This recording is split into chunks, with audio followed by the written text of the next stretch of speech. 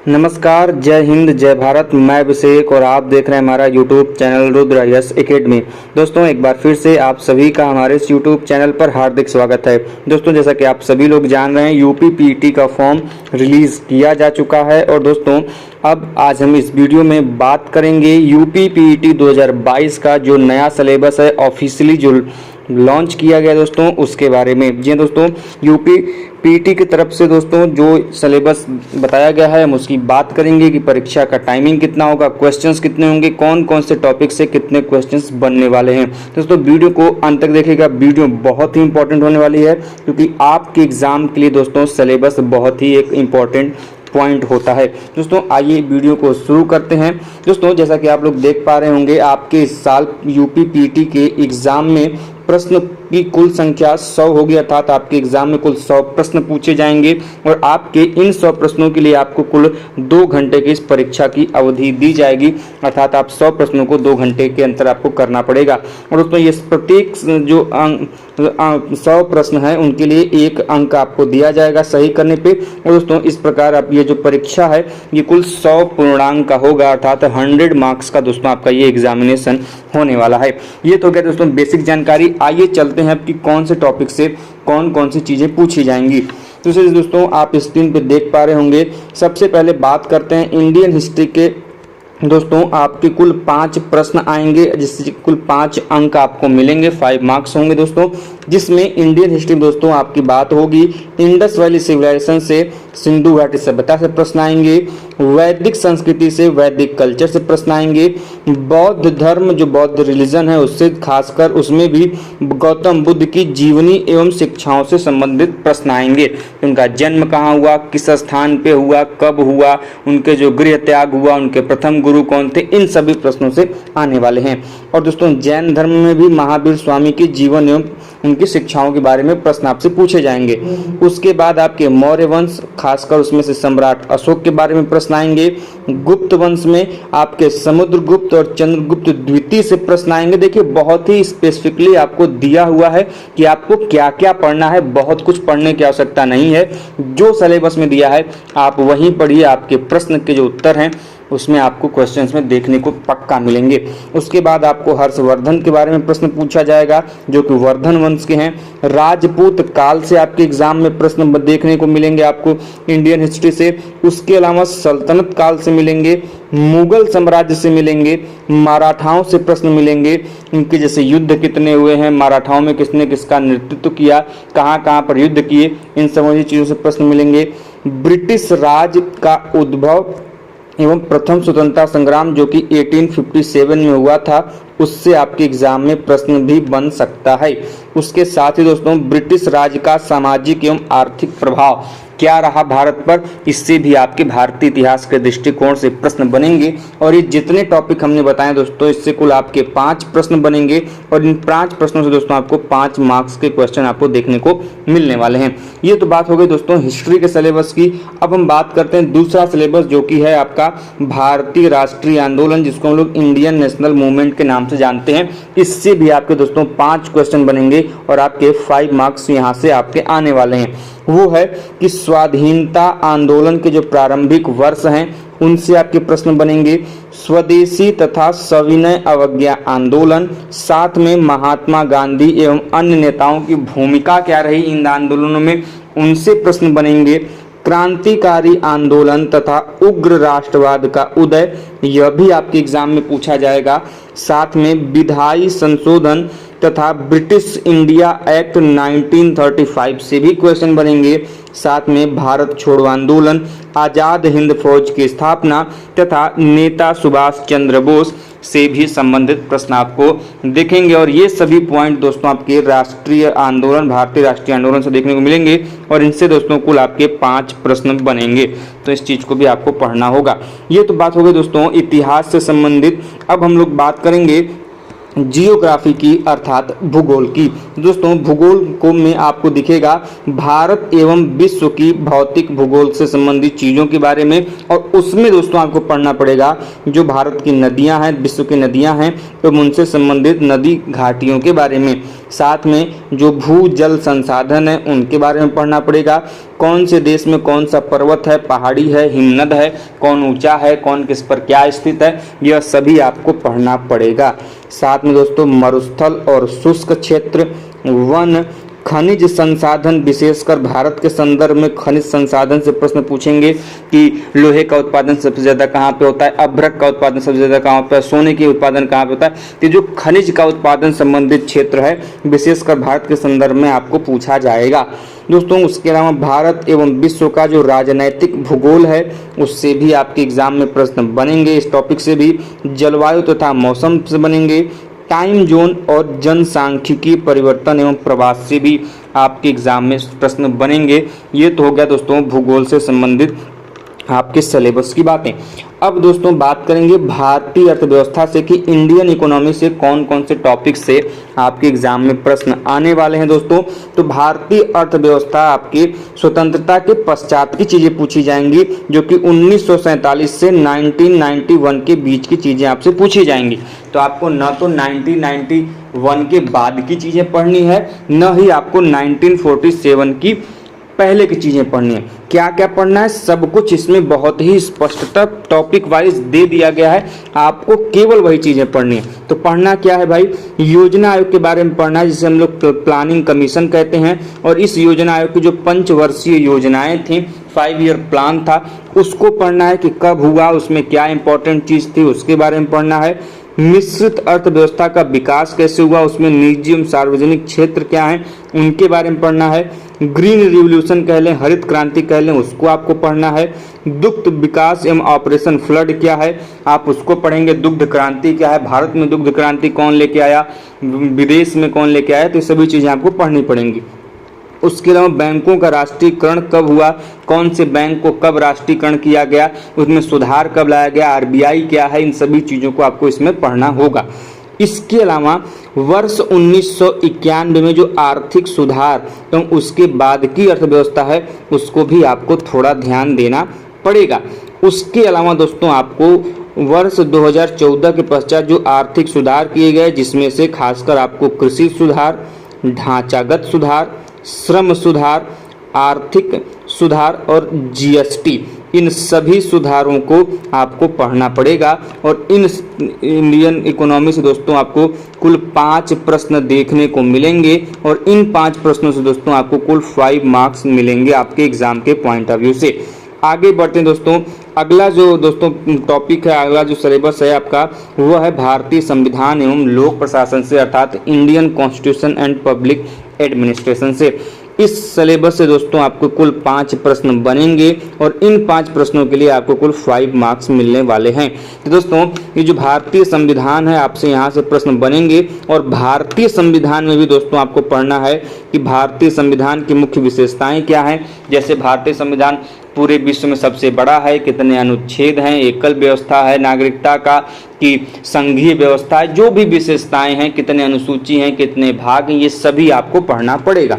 उसके अलावा जो राज्य के नीति निर्देशक तत्व हैं, डायरेक्टिव प्रिंसिपल हैं ऑफ स्टेट पॉलिसी, डीपीएसपी जिसको हम लोग बोलते हैं, उसको आपको पढ़ना पड़ेगा दोस्तों। साथ में आपको मौलिक अधिकार एवं कर्तव्यों के बारे में पढ़ना पड़ेगा, अर्थात fundamental rights and fundamental duties को पढ़ना पड़ेगा। संसदीय प्रणाली क्या है, पार्लियामेंट्री फॉर्म ऑफ सिस्टम क्या है, वो आपको पढ़ना पड़ेगा।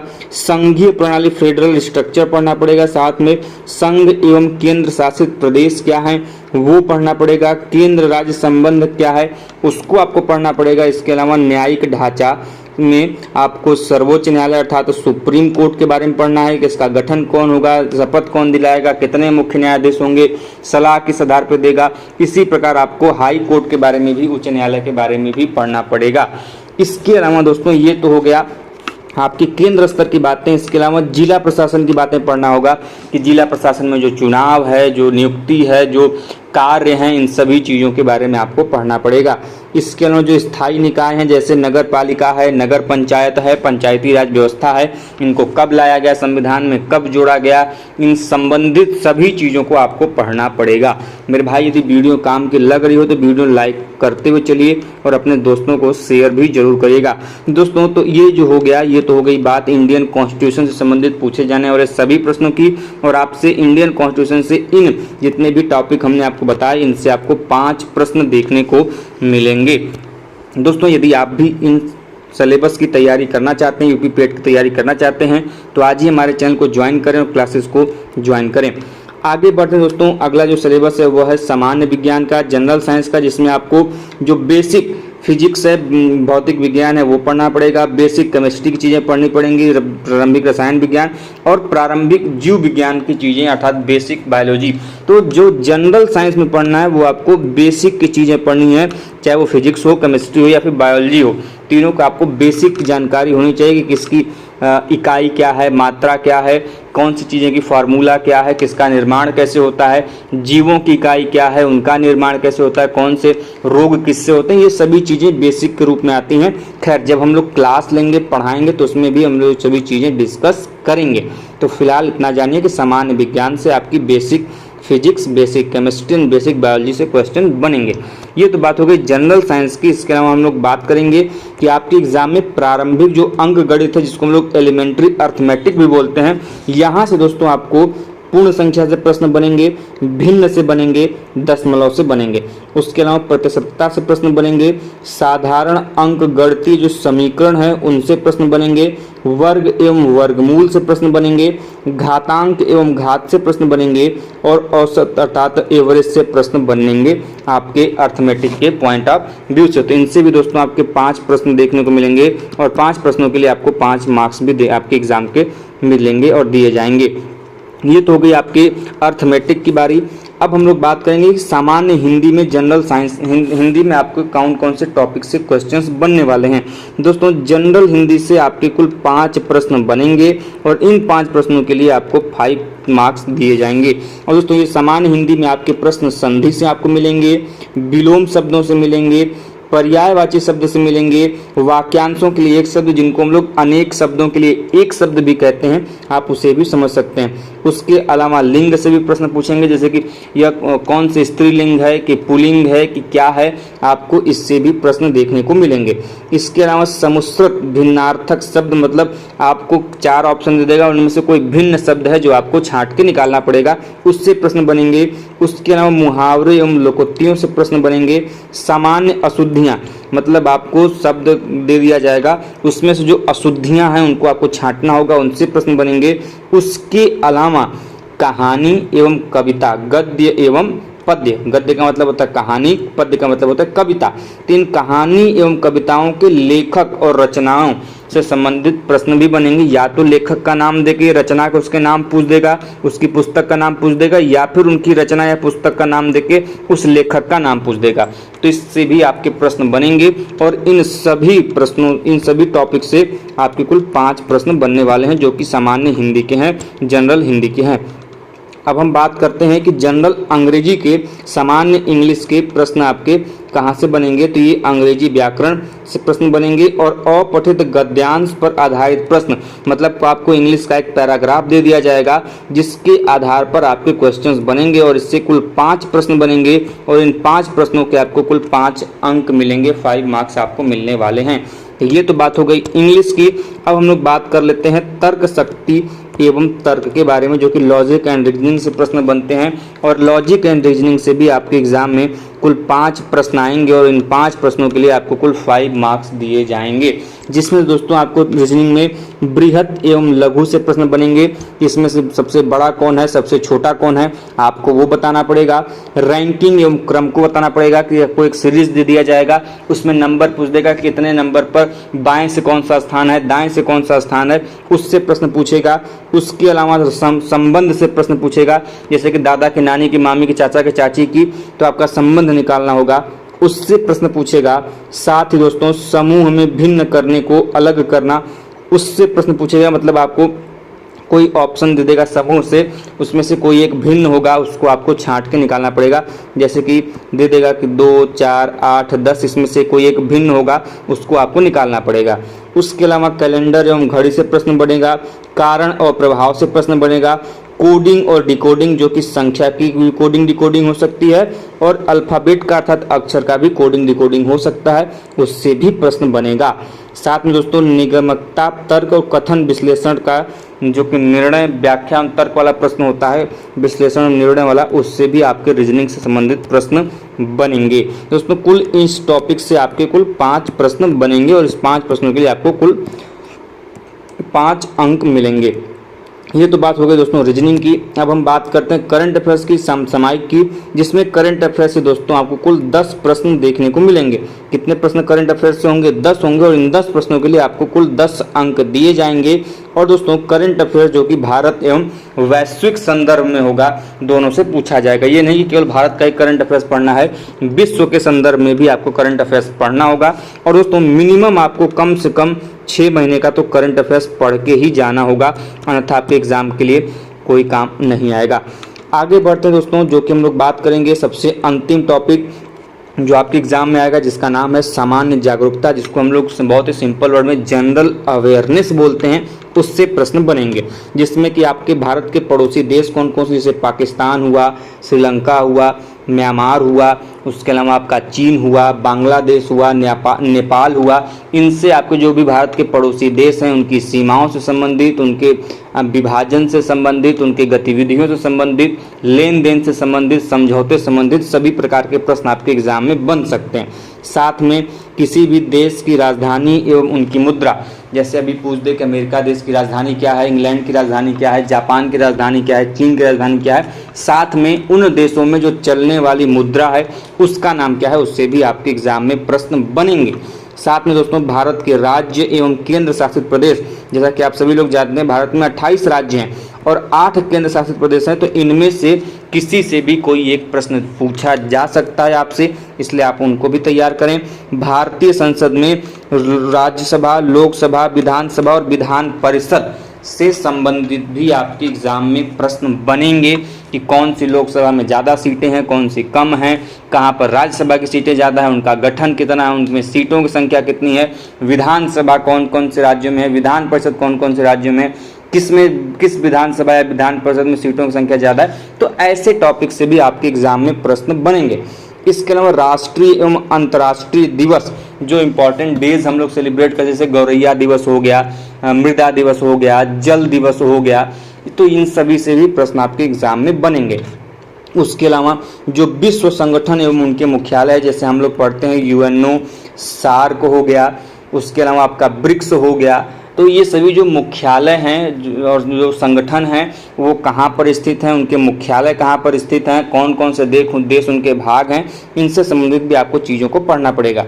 उसके अलावा भारतीय पर्यटन स्थलों से भी आपके एग्जाम में प्रश्न बनेंगे, जो प्रसिद्ध प्रमुख पर्यटन स्थल है उनसे। साथ में भारत की कला एवं संस्कृति से भी प्रश्न बनेंगे।